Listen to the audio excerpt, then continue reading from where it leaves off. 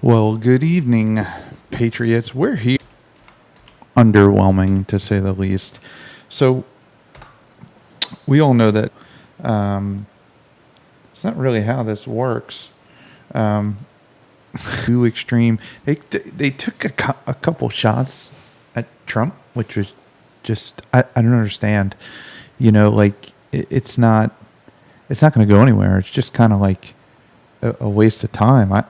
I think, for I mean, especially like Chris Christie, like what are you doing, bro?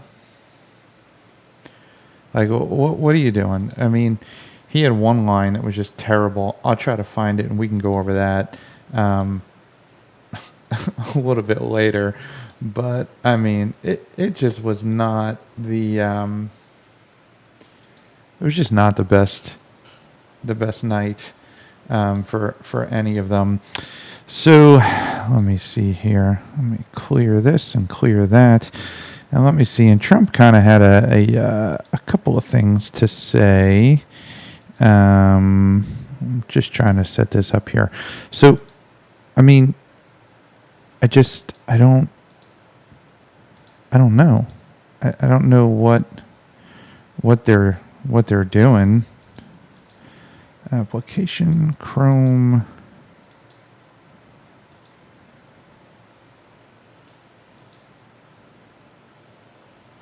Yeah, let's see if I can get this to play. Not impressed with the new nickname bestowed on him at last night's Republican primary debate by Chris Christie. No one up here is going to call you Donald Trump anymore. We're going to call you Donald Duck. Right.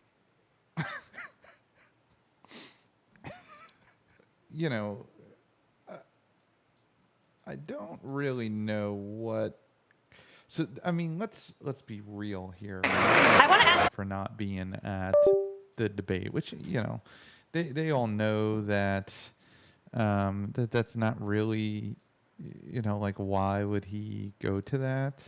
I mean, the guy's 40% ahead, like we said, so it doesn't really make any sense for. Well, you keep ducking these debates, then if you keep ducking these debates, we're not going to call you Donald Trump. We're going to call you Donald Duck.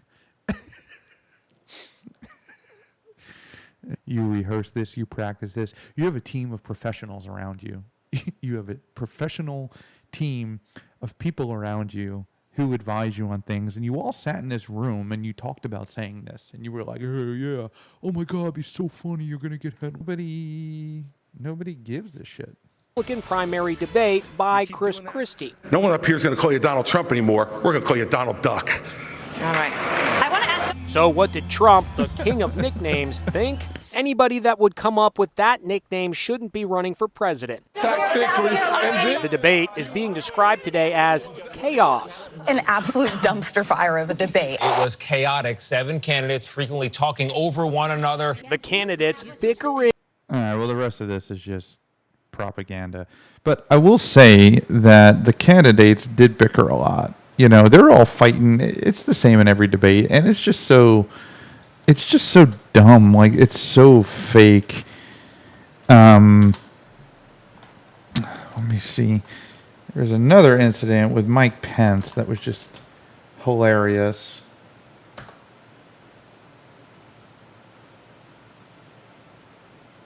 Yeah, of course. I mean, it's funny with YouTube. The first thing that pops up is MSNBC. MSNBC. That's the legitimate news organizations pop up. But he did get called out by the announcer, which was pretty freaking epic. Dana Bash is in Milwaukee with former Vice President Mike Pence. Let me see if we can.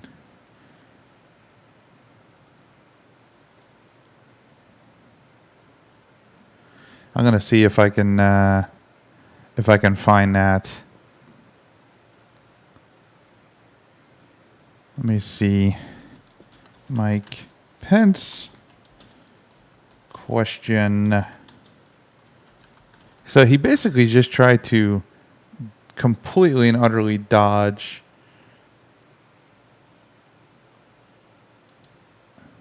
a question. I'm going to try to, let's go back to this.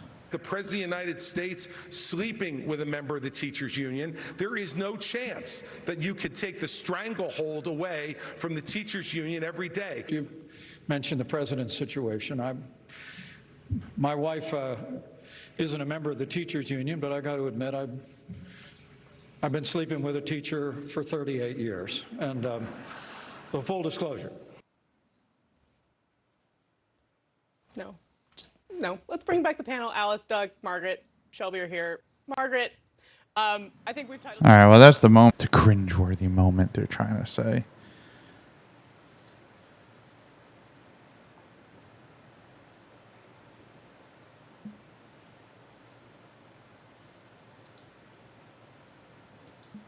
Like a respectful issue.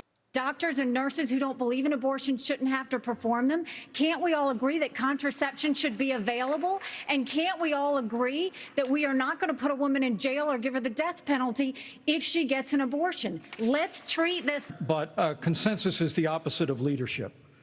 When the Supreme Court returned this question to the American people, they didn't just send it to the states only.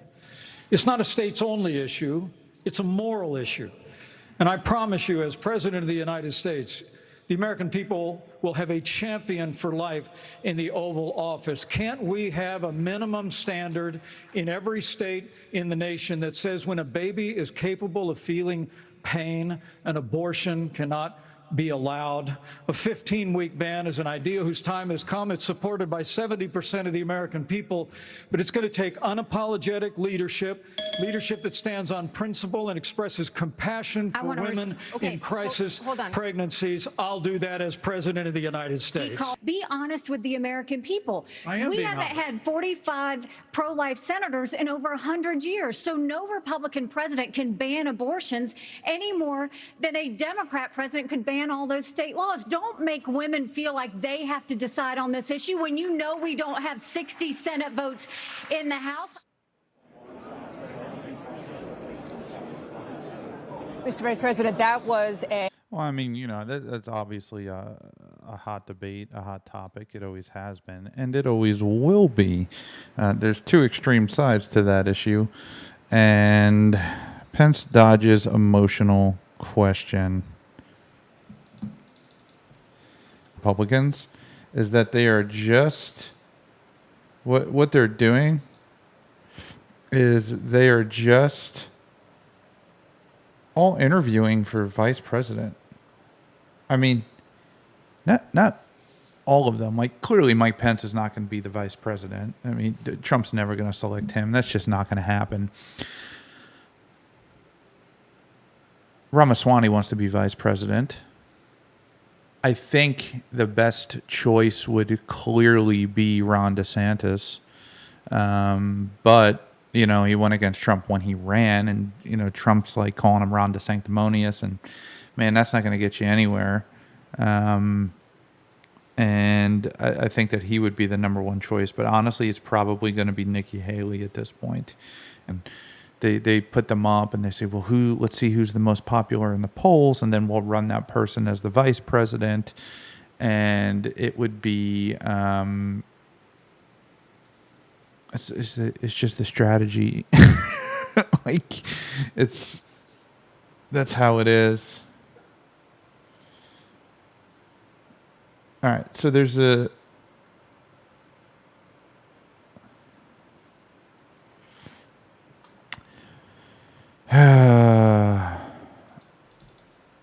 I can't find this moment.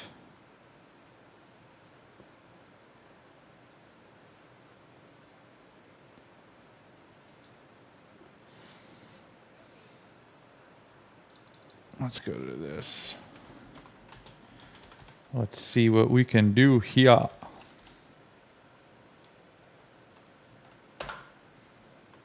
I can't believe that Trump is just obliterating the polls.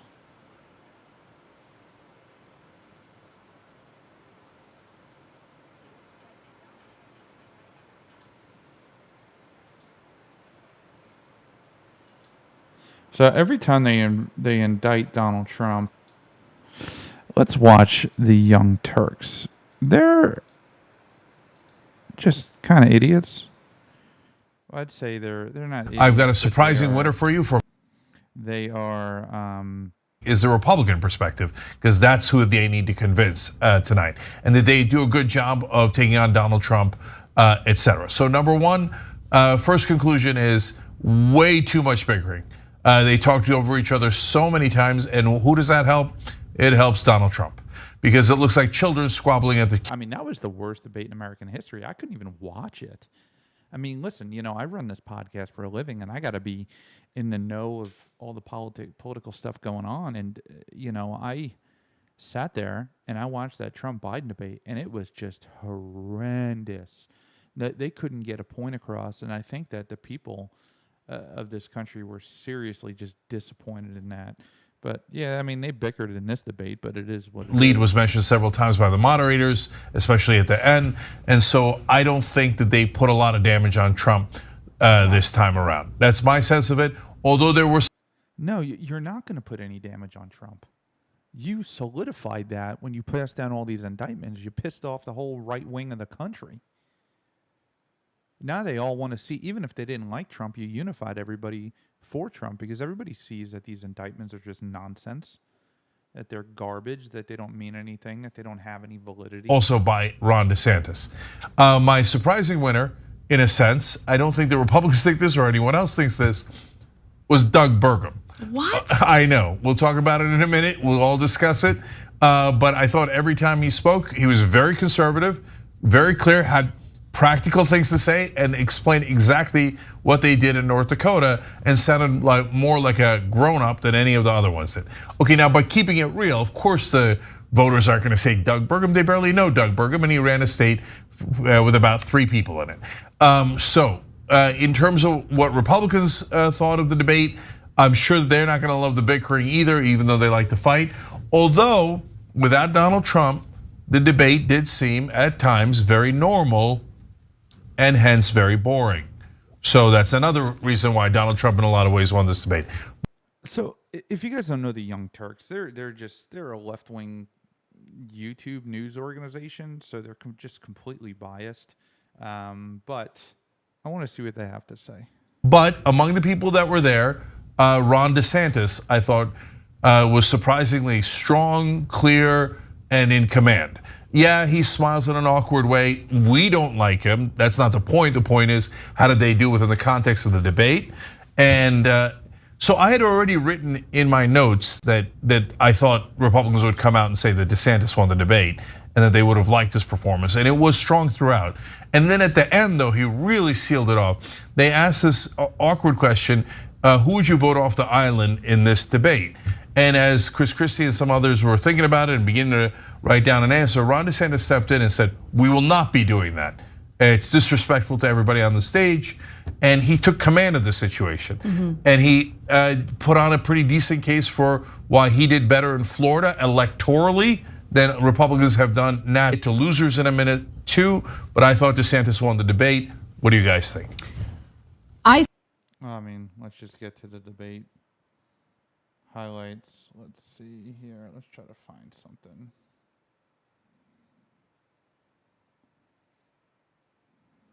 Are you even going to show any part of the? Here we go. Here's the part of the debate. 3/4 of the people who work for the government.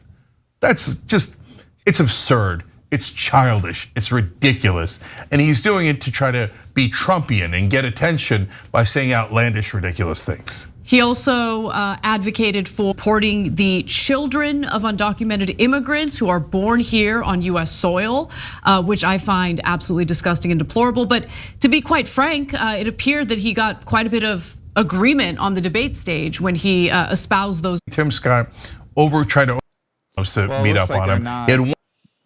It looks like they're not basically doing any highlights. They're just talking, which is not 2024. Here we go. Our country is in decline. This decline is not inevitable, it's a choice. We need to send a Republican nominee. If former President Trump is convicted in a court of law, would you still support him as your party's choice? Please raise your hand if you would.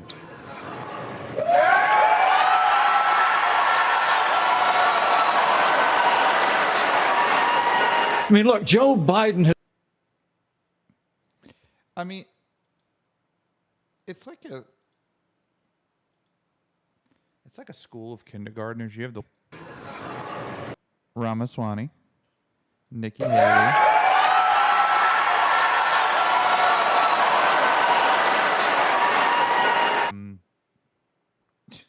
I mean, he might as well be a Democrat. You know, he's a Republican in name only. He's a rhino. He's always been a rhino. You know, he was the governor of a liberal state, New Jersey, and he would. Now is not the time for on-the-job training. We don't need to bring in a rookie. We don't need to bring in people without experience. Look, we're not school children. Let's have the debate. I mean, I'm happy to take it to start. Alexander, as somebody that's handled disasters in Florida, you got to be activated. You've got. This is the first debate. This isn't the last debate that was there, but it's good to see highlights of that. Let me see what else I can find. I can't stand Chris. He just was horrible when he like bowed down to Obama. It was just a disaster.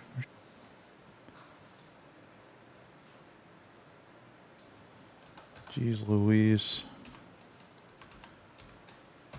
I need to like switch my screens around.